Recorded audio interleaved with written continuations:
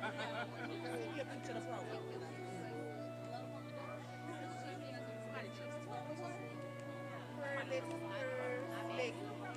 Next.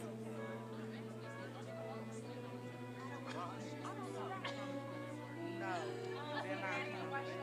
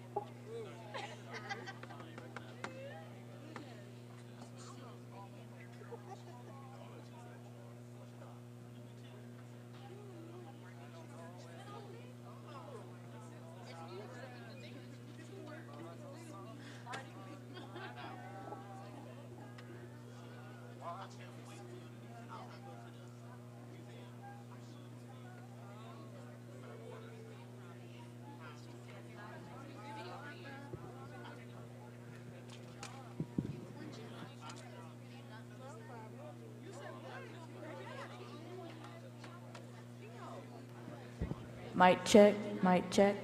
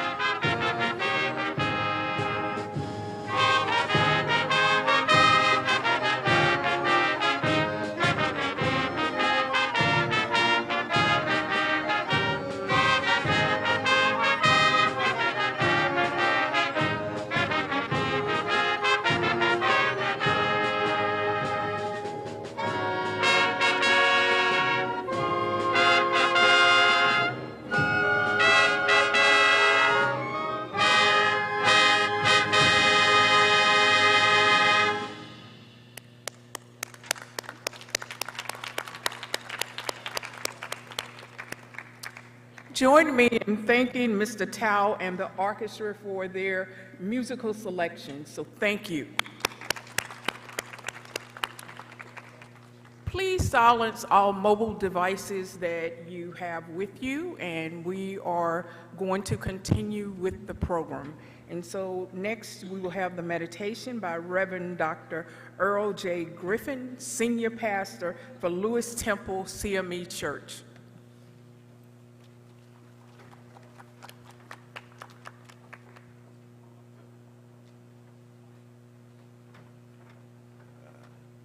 Good morning, good morning. In a few minutes, 2 to 3 to be exact, I am to set the atmosphere spiritually. And so I want to bring to your attention Proverbs chapter 24, verse 10, and it reads on this wise: If you faint in the day of adversity, your strength being small. First, there's an implication and a prophecy that during your life you will face adversity. There's also an implication that the reason you shrink in the face of adversity is because you have allowed your spiritual strength to wither, to become weak. You have not done what you were supposed to do to maintain the high standard to which you have been challenged. As honors students, you know how to confront and overcome adversity. You have an excellent support system. You know how to study and to be able to digest and articulate material. You know how to interpret these things. So I encourage you this morning to stay the course.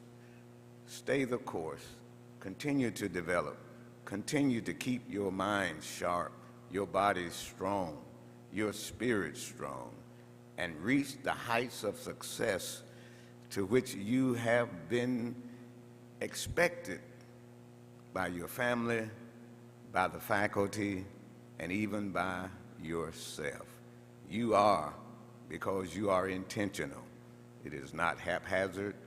It has not been easy, but because you have been intentional in your pursuit of excellence, you sit here today. When we think about this passage, if you faint, which means you don't have to faint in the day of adversity, you can continue to be sharp and continue to do great things, even when you face opposition. Let us pray. Our God, great is your name in all the earth. We call you excellent. We call you wonderful. And we love you because you thought enough to make us in your image and in your likeness. And since we are in your image and in your likeness, we too are great.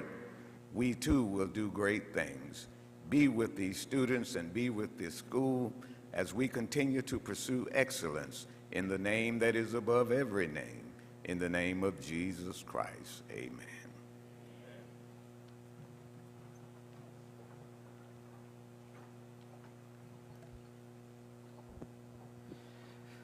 Well, good morning.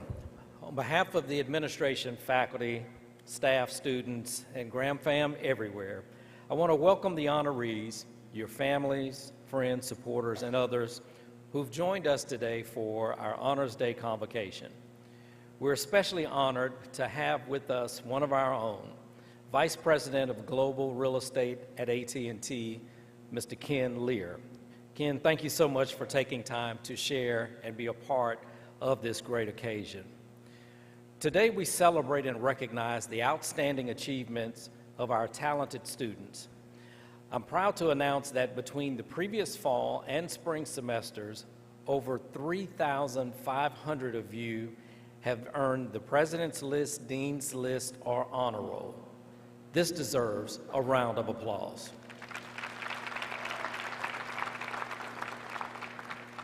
Your accomplishments are the embodiment of excellence and proof that hard work pays off. You've not only made yourselves and your families proud, but also brought a pride to our institution. At this time, I'd like to acknowledge the hard work and dedication of our faculty and staff members whose guidance, encouragement, and mentorship have helped many of you achieve this level of success. I'd also like to recognize the support of your parents, spouses, family members, friends, and all those who are here to share in this moment and cheer you on. I extend a special thanks to our Honors Day Convocation Committee, program participants, volunteers, the University Orchestra and Choir, Olympus Services, facilities staff, and all others who have helped to make this program a success. Thank you all for all you do to support our students and our university. Once again, students, congratulations. I wish you the very best in all of your endeavors, and may God bless you. Thank you.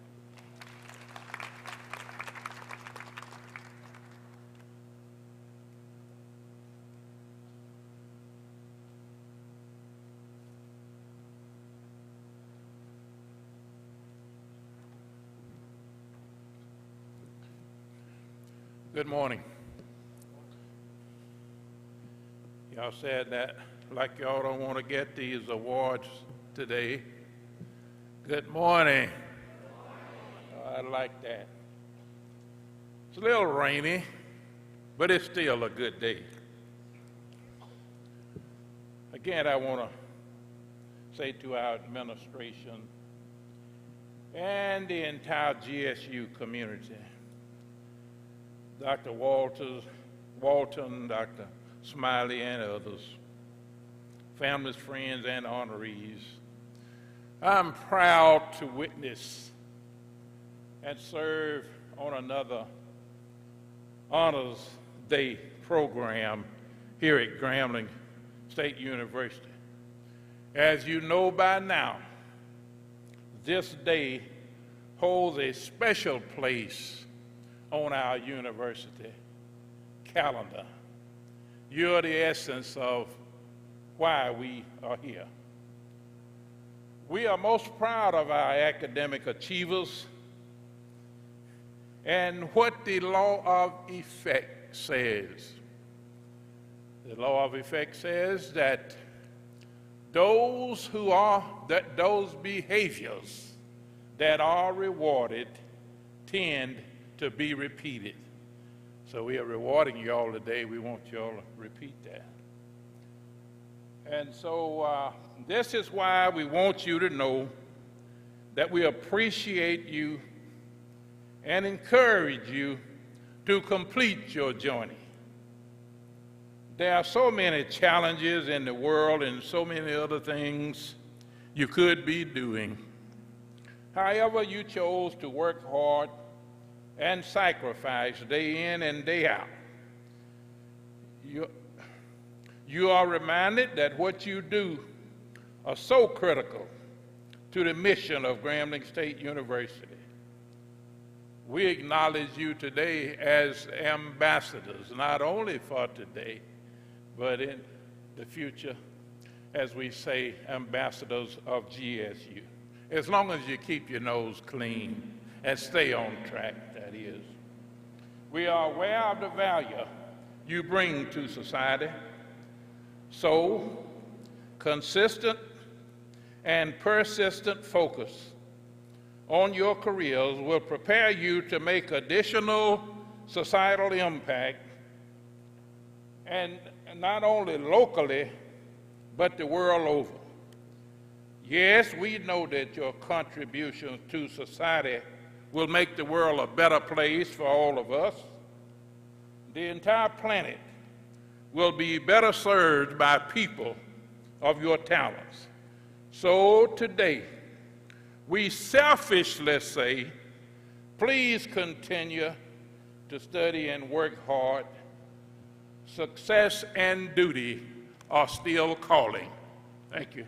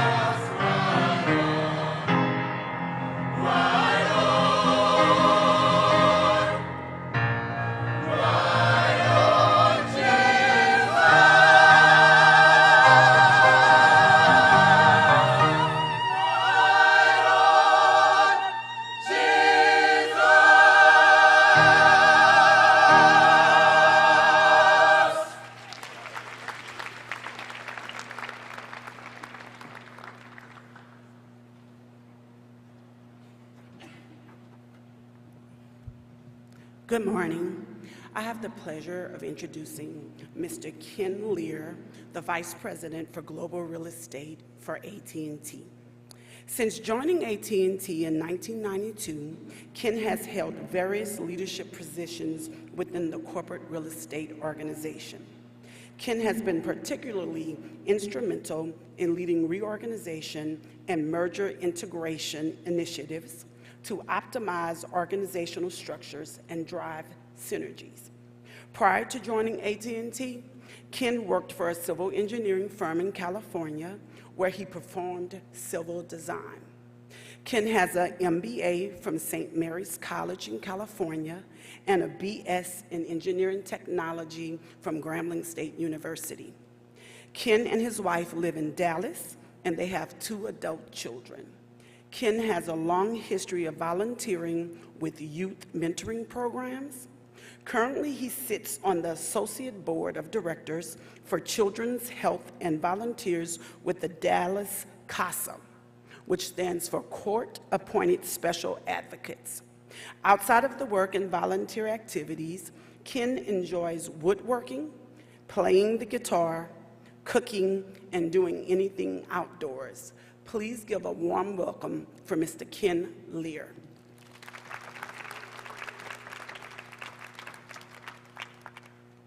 Thank you, Dr. Duong.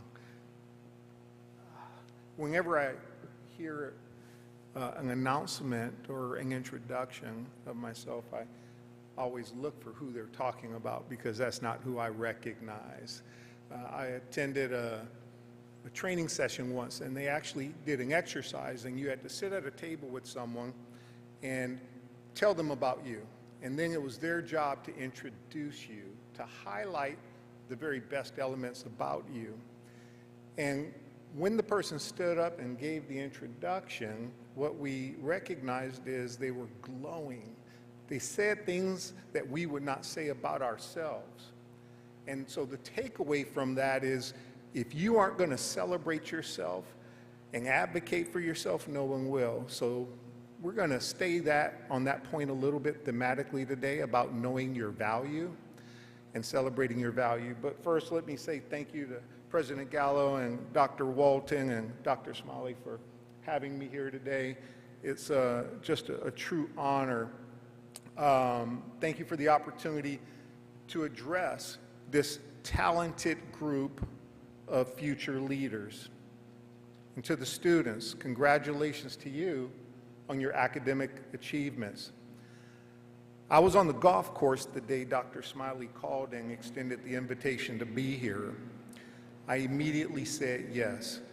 I couldn't imagine a greater honor than to be here and have an opportunity to talk to you. But then I started to ask or question, what would I say to you today? What is a group of high-achieving, high-potential, future leaders interested in hearing? What am I going to tell you? Moreover, what do you want to hear from me?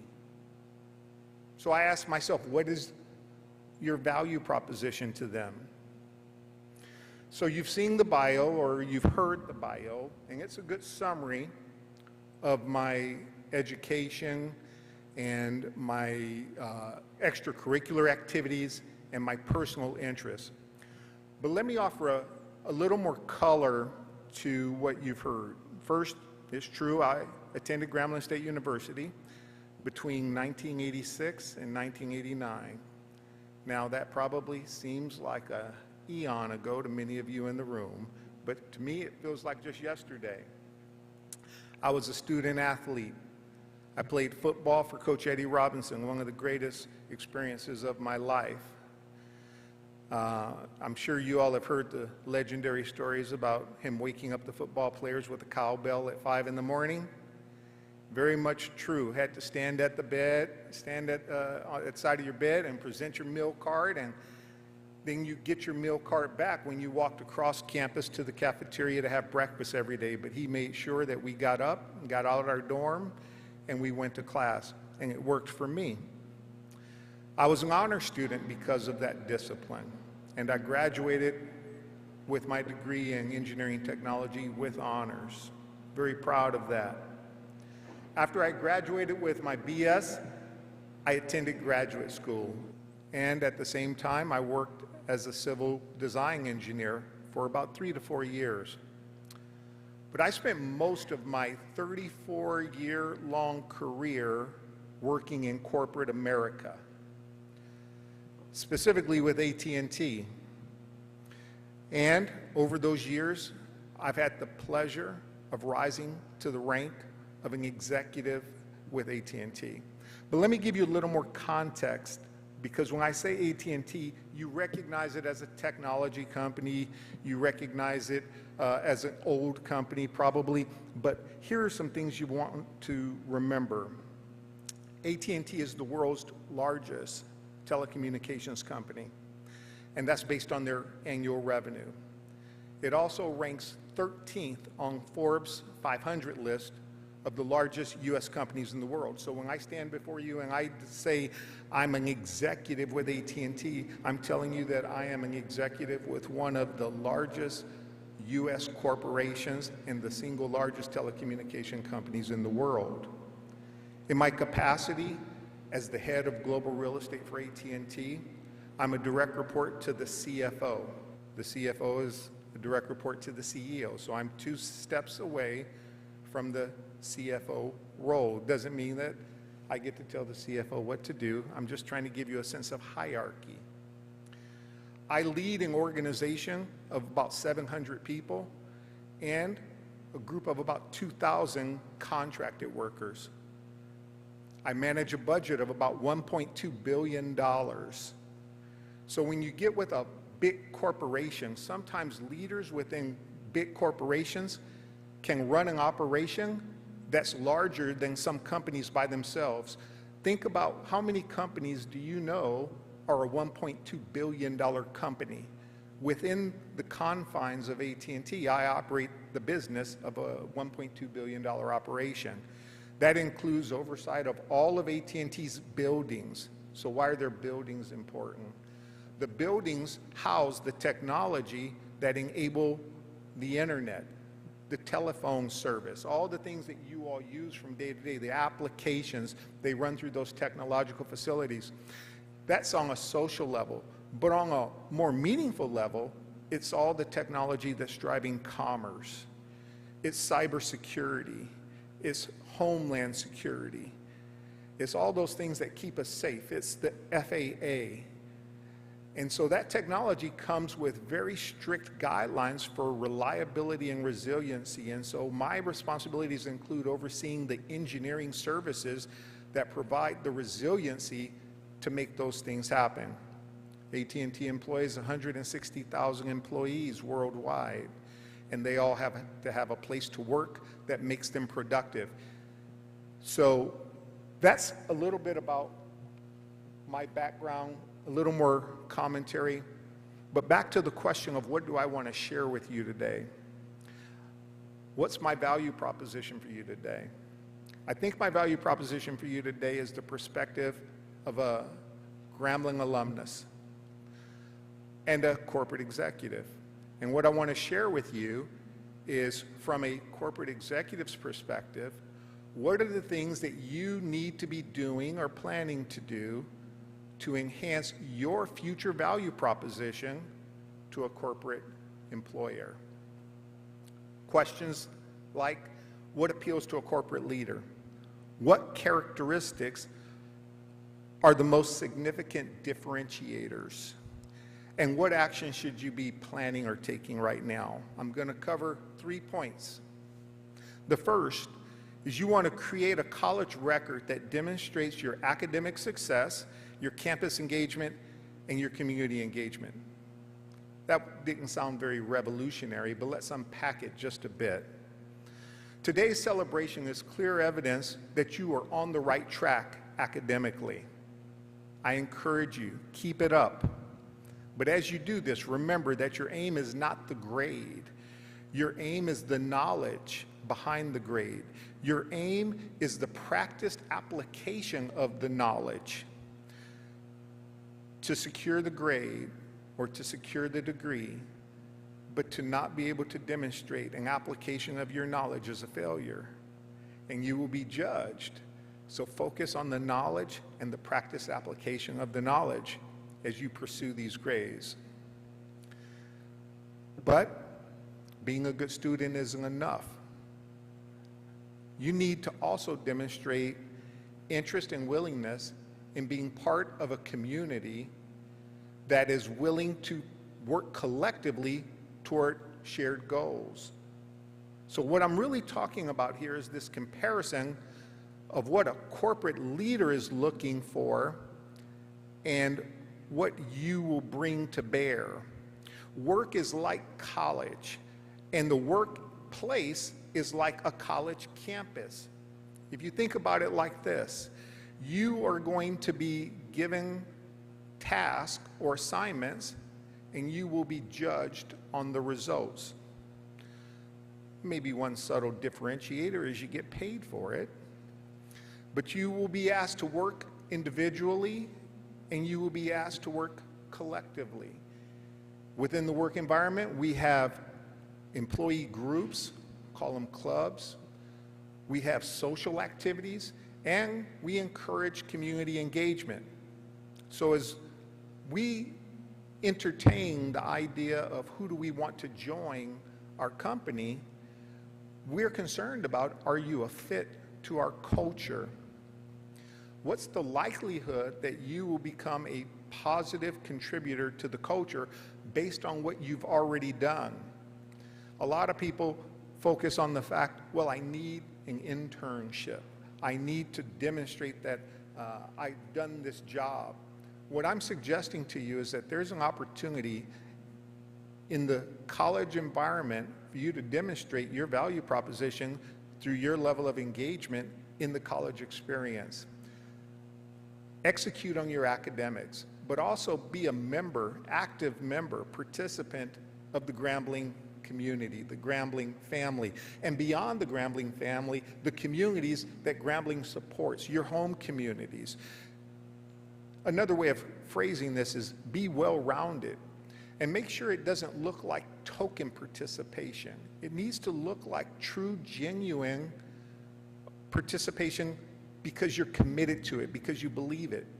Because what we want is we want employees that are engaged. We measure employee engagement. Why? Employee engagement drives productivity. Why do we care? Productivity drives revenue. So at the end of this, there is capitalism. There is a desire to drive profit. I drive profit through productivity. And so you see the causal connection. And so we're seeking that employee that's going to be this ideal corporate citizen. So demonstrate your citizenship through your college experiences. As you do this, I want you to think about, does your record at this moment, does your college record represent who you will be to the future employer? If it doesn't, what you need to recognize is every day you write your resume through your actions. Every day is an opportunity to correct course and make the story what it should be. And so that's a call to action, and I want you all to spend some time reflecting on what does your record reflect. Point number 2, demonstrate initiative and preparation.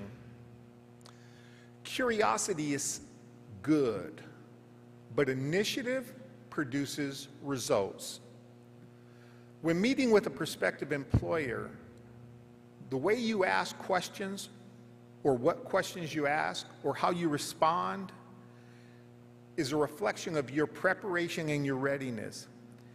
If you don't take initiative to prepare before you are hired as an employer, I will assume that you will not take care and initiative after I hire you. I don't assume that you're suddenly going to become something stellar after you're hired if you're not demonstrating stellar behavior before. And so again, it's about this projection of who you are. Differentiating yourself, again, happens before the interview, before the interaction with an executive or with a business manager. I encourage you to build a set of questions, build a template of how to prepare for engagements. And there's different types of engagements. There's always the formal interview, and I think there's probably a lot of rules on how to prepare for an interview. But I would submit to you that being ready for an engagement with a business leader, business executive, is something you do routinely. We talk about it in the context of the elevator conversation. You never know when you're going to find yourself toe-to-toe with someone and you have an opportunity to have a conversation. And in that moment, you have about 30 seconds to make an impression. And if you haven't prepared for that, lack of preparation will likely produce a poor result. And so, how do you prepare? I encourage you to build a template, a set of questions that you can go do research on, and then spend the time doing the research. If it's a specific company, as an example, ask yourself, what do you know about that company's industry? What do you know about where they are positioned in the industry? What is the competitive landscape of their industry? What do you know about their products and services? What do you know about their financials? And these are all publicly available points of information, opportunities for you to go and do your own independent analysis. And in fact, I think that being able to have a conversation about your independent analysis demonstrates a capacity to think. We don't want people who memorize. We want people who process, going back to the point about practiced application of knowledge. It is that differentiation. I've been in the room with people who are just extremely bright. They can recount things for me, but they can't execute it because they can't apply the knowledge. Ask yourself, what do you know about the company's leadership, their organization structure? What do you know about what's been happening in the news, relevant news? How do you guys consume news? Where do you go and get your data from? Is it fact or is it chatter?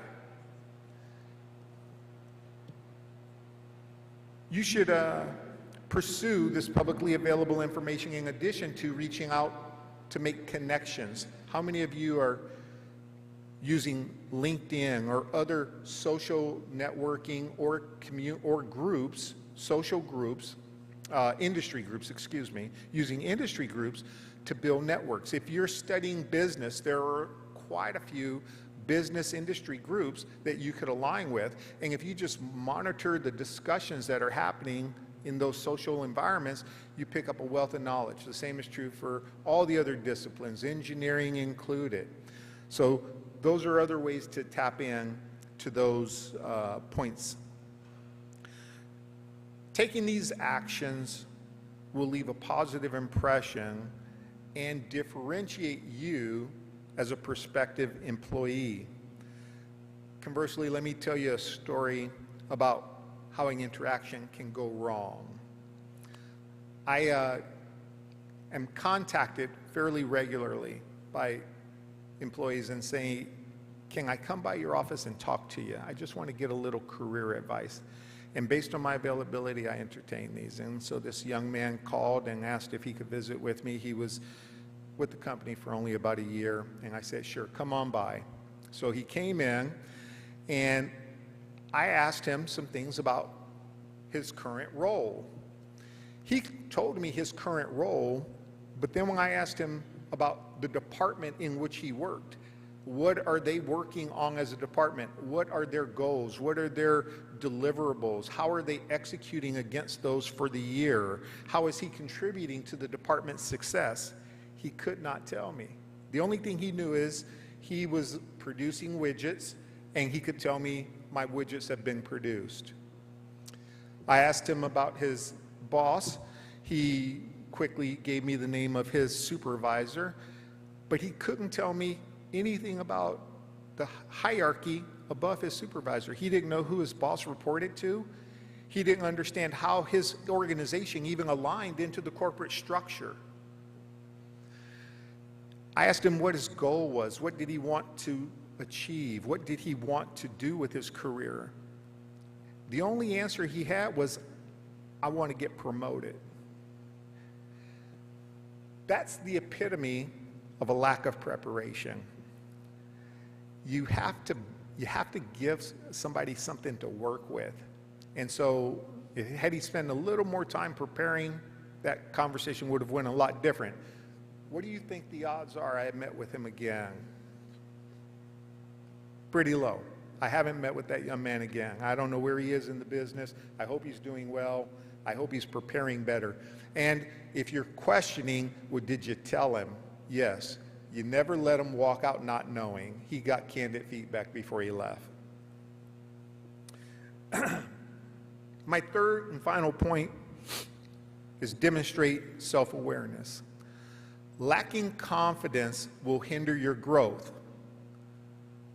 but false confidence is a credibility killer.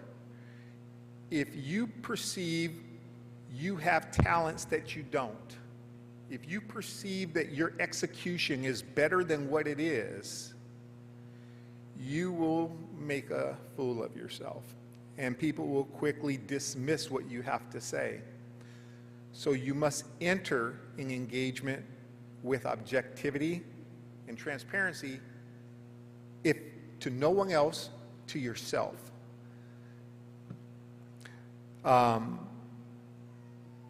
Your strengths and your opportunities are going to change throughout your life.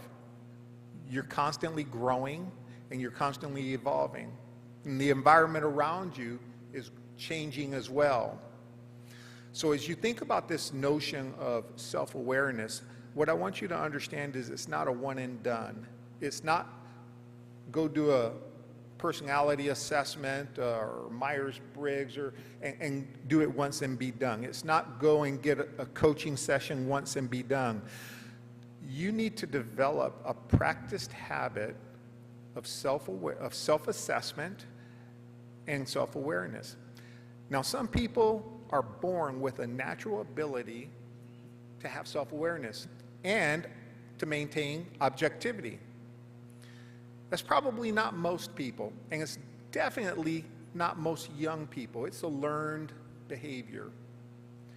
So what you need to do is make sure you've got people in your life who are qualified, and when I say qualified, I'm talking depends on what the advice is you're seeking. If you're looking for spiritual advice, you want to get a person who has spiritual leadership. If you're looking for professional advice, you want a person that has professional leadership. So context matters.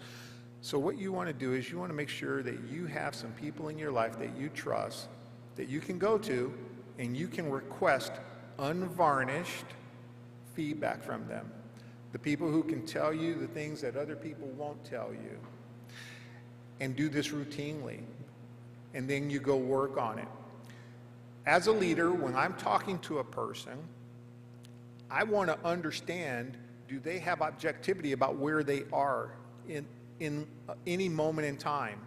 The expectation is not that you come in as an expert, or that you're going to come in day one and be this super high contributor to productivity, because everybody has to start somewhere, and you have a growth trajectory.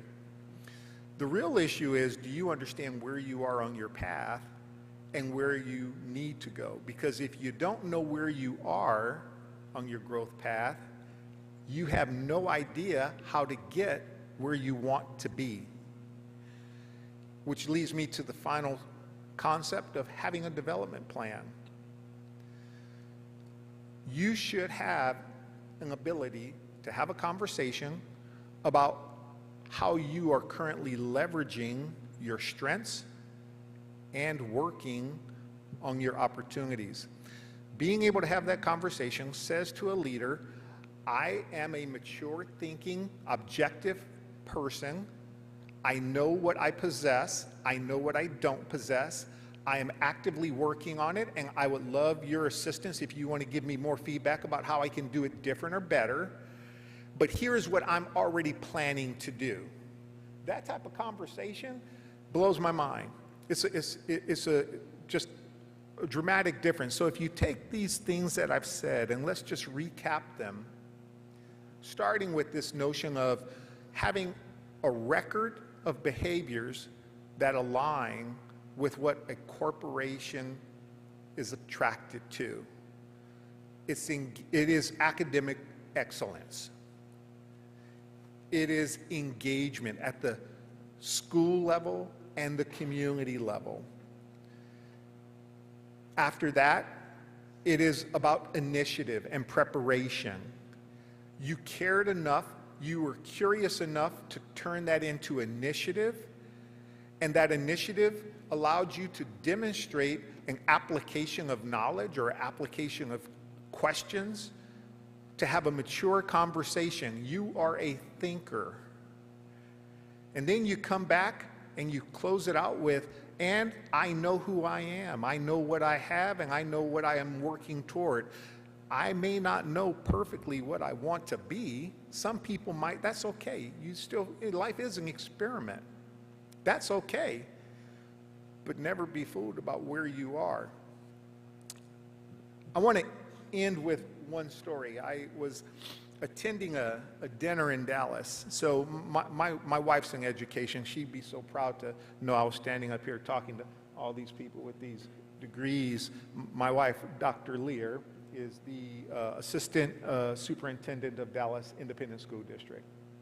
And I'm extremely proud of her. I come from a family of educated women. My wife has her doctorate degree, and my daughter has her JD. I'm the least educated man in my home. I want to end with this story. So I was attending this event with my wife, and Dirk Nowinski was the speaker at this event. And he was telling his story about coming to Dallas to play basketball. And so I don't know if you guys are basketball folks or if you know anything about the Dallas Mavericks, but Dirk Nowinski is a 7-foot German guy, came to the U.S., played for the Mavericks, led them to a championship after multiple failed attempts. And so he tells this story that it was extremely hard for him to leave home, his town in Germany, and he comes here by himself, a young man, going into Dallas. Now, think about the cultural experience from Dallas, or from Germany to Dallas, culturally shocking.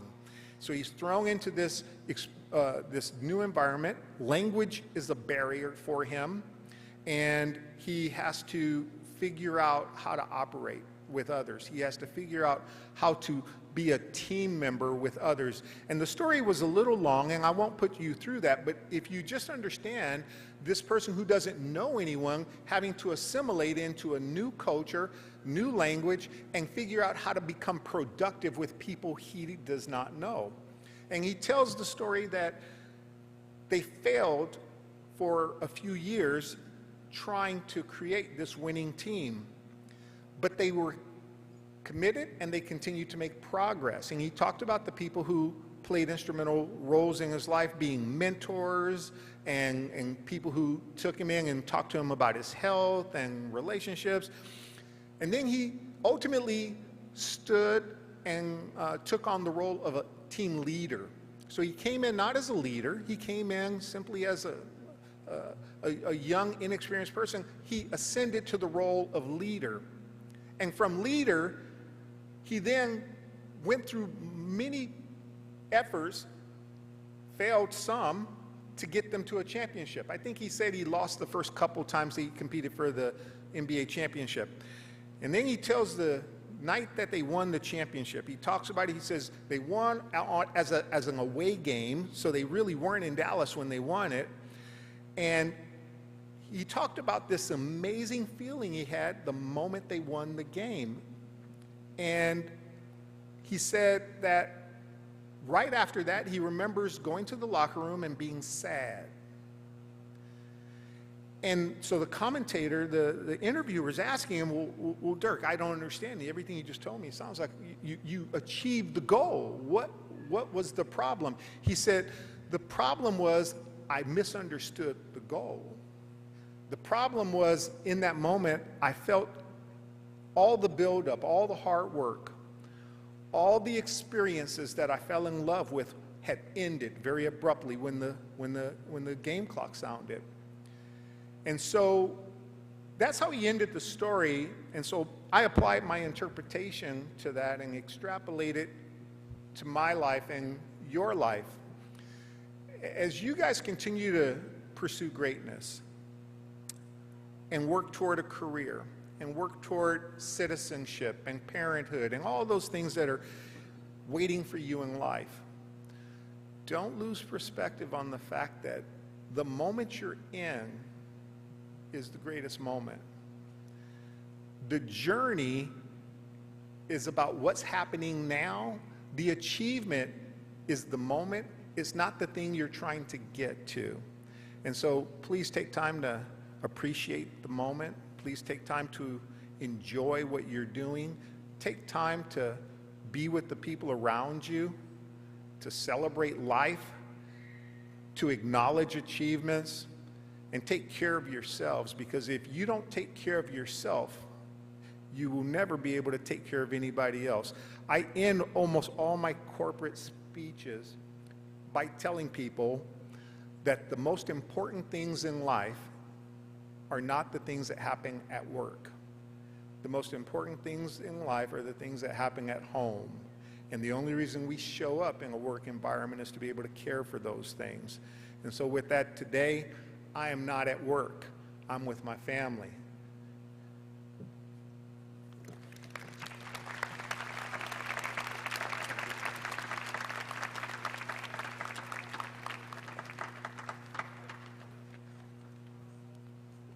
And since we family, we came bearing gifts for our, and give Mr. Lear another round of applause, please. And some of you will not understand the value of the practical information he just shared with you, but I assure you, if you apply what you just heard from this man, you will go far. And again, thank you so much for taking time, Mr. Lear, and just a little token of our appreciation.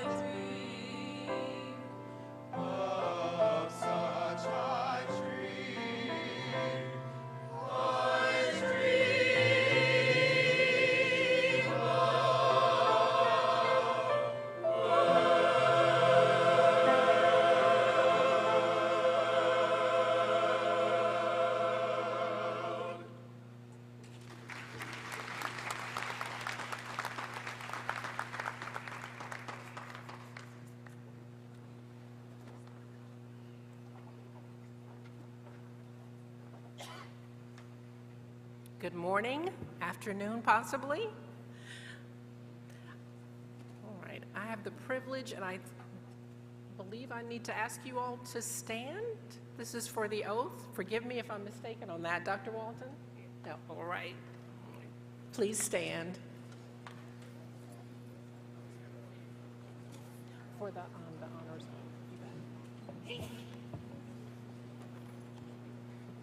If you would please repeat after me, this is the Honors Day oath. I believe that education is a privilege. I believe in my fellow students. Therefore, I treat my fellow students with dignity and respect. I listen to them. I learn from them. I engage in collaborative discussions, trusting they will do the same. I believe new opportunities make me better. I embrace change. I remain curious. I am hopeful. I believe that giving back does not start after graduation. I believe it begins now and should happen every day after. I believe knowledge can change us.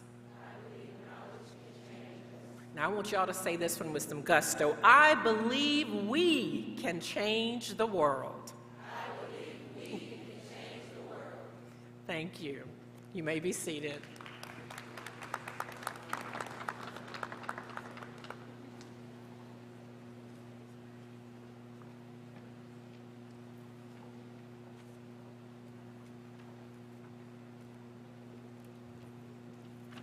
President Gallo, Dr. Walton, distinguished guests, honorees, it is a distinct honor to introduce the graduate and undergraduate students who have labored diligently to attain academic excellence.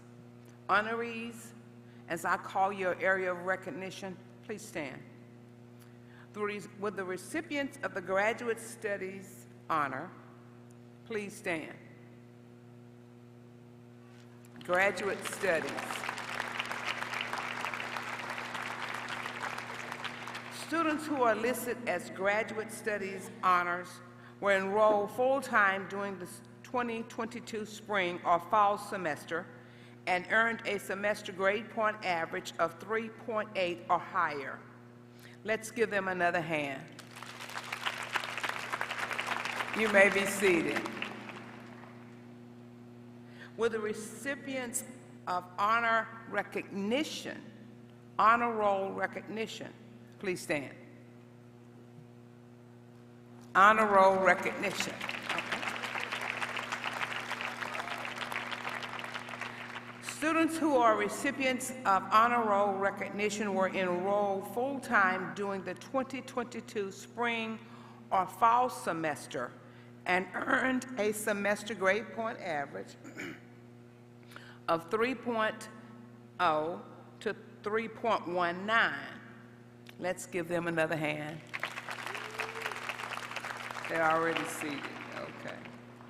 Will the recipients of the Dean's List recognition, Dean's List recognition.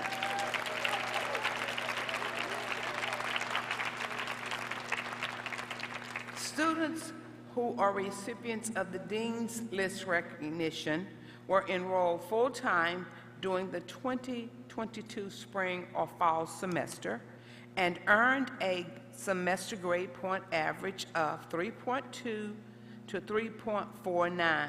Let's give them another hand. You may be seated.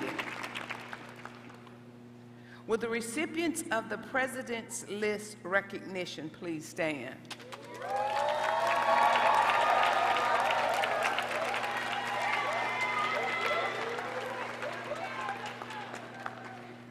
Students who are recipients of the Dean's List recognition, the President's List recognition, were enrolled full-time during the 2022 spring or fall semester and earned a semester grade point average of a 3.5 or higher. Let's give them another hand. You may be seated.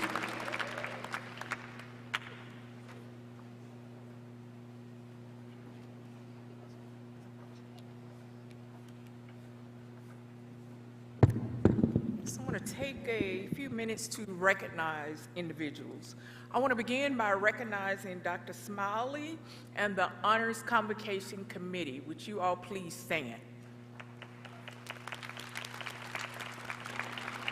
All right. Also want to acknowledge the University Choir and the orchestra. Thank you for serving us during this Honors Convocation.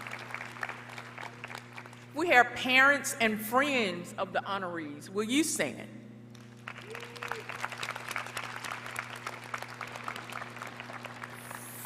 Thank you. Faculty, including emeriti faculty, deans, vice presidents, university staff, would you stand so we could recognize you?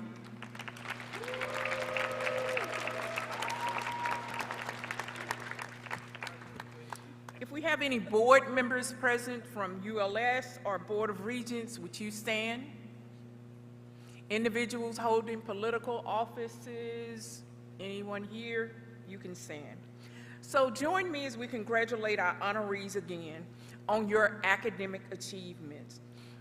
At the close of the program, we need for you to remain seated for just a few minutes so you can receive your beautiful medallions. Once you've received the medallions, exit by going up the stairs, and there's a box lunch that has been prepared for you in case you've missed your lunch in the dining hall. All right, y'all with me? So remain seated for a few minutes so you can get your medallions, then go out and get your box lunch. All right, I want you to mark this important date on your calendars. So students and attendees, April 19th is a day of giving for Grambling State University. So put this date on your calendar and give back so we can continue to support students and other activities that the university has as a part of our strategic plan. All right, next we are going to sing our alma mater. All right. And before I do want to recognize the ushers. Would you wave your hand and you stand as well? All right, thank you. All right, so we are ready for the alma mater.